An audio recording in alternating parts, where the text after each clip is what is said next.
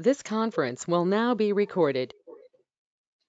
Hello and welcome to another P20 by the Bluecoats. I'm Kirsten Martinez and we will be talking about the financially savvy college student.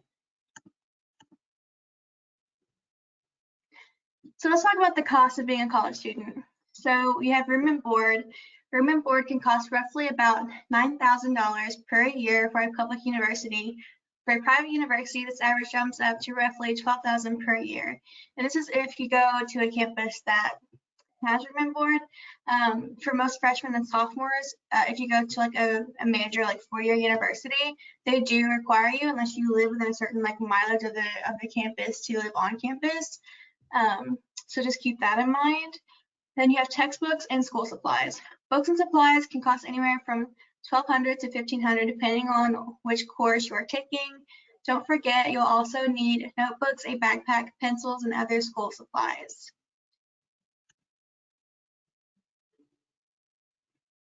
We have equipment. Before classes start, you will need to check out optional and required items such as a laptop or printer.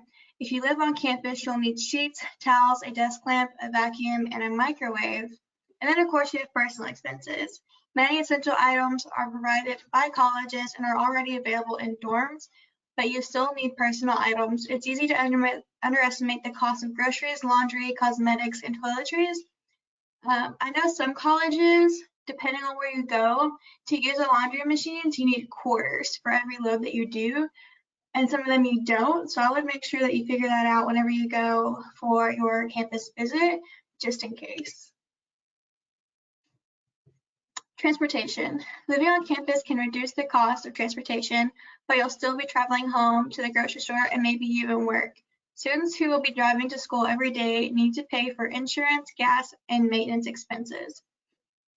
School and activity fees. Annual school fees are normally less than $500, but should still be considered.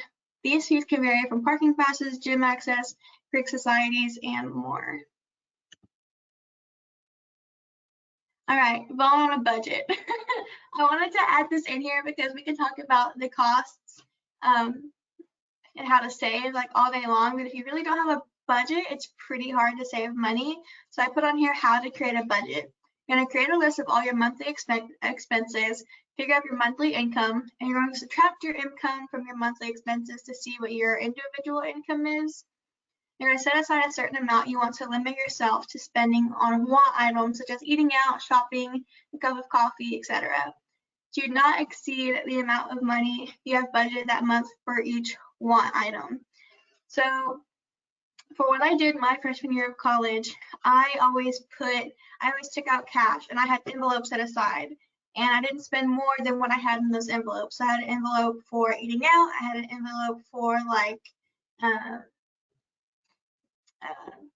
shopping, and I just didn't spend any more than what was in those envelopes, and whatever I had left over, I just kept in the envelope for the next month. And now we have tips for saving money and being savvy. Get a student job. It is important to reduce your spending, but it also helps to increase your income.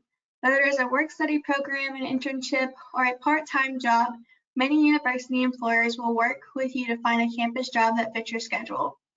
Go for alternate transportation. At many campuses, you do not need a car to explore. Consider catching a bus or see if whether your university or college offers student discounts on public transportation. When I first started college, my university actually had its own bus system attached with the city.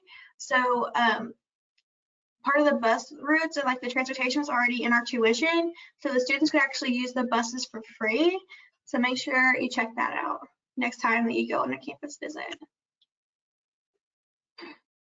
Buy used or rent textbooks. This is huge.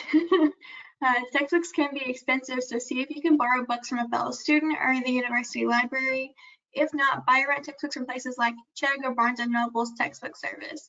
And a lot of places even have price check. A lot of the local, a lot of the campus bookstores actually do price check, so check that out.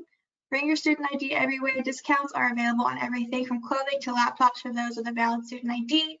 For example, Apple and Adobe offer reduced prices for tech, while big brands like Forever 21 and J. Crew give money off of clothes. Limit how much you eat out. If you brought a meal plan at school, use it. This is more for bigger universities who have like cafeterias. The cost of eating out can add up quickly. Consider investing in a good coffee maker instead of spending money on a morning latte, and investing in buying things to bring a lunch if you commute to school. Staying focused on your studies.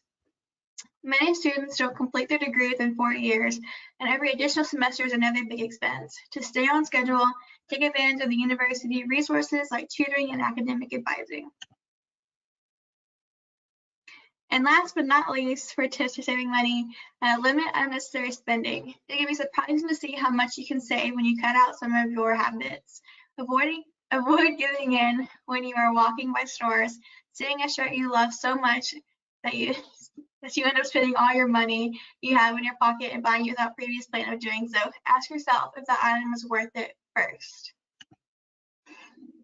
So I have some quotes here that I thought kind of went along with the whole saving money thing and being financially savvy as a college student. It says money behaves like a person, is attracted to people who respect it, and a little progress each day adds up to big results. So with that being said, do you other blue coats have any questions? I don't have any questions. You definitely touched on all parts of, being financially savvy and smart with your money in college. So good job. Cool. Thanks. Thank you, Miss Kristen. You did amazing. And you hit on all the points. And if anybody has any questions after our presentation, please feel free to follow us on our social medias, which will be down below, and or you can email us. That'll also be down below. So yeah. And all right. MECT.edu. Yeah, what she said. All right. Thank you, Kristen.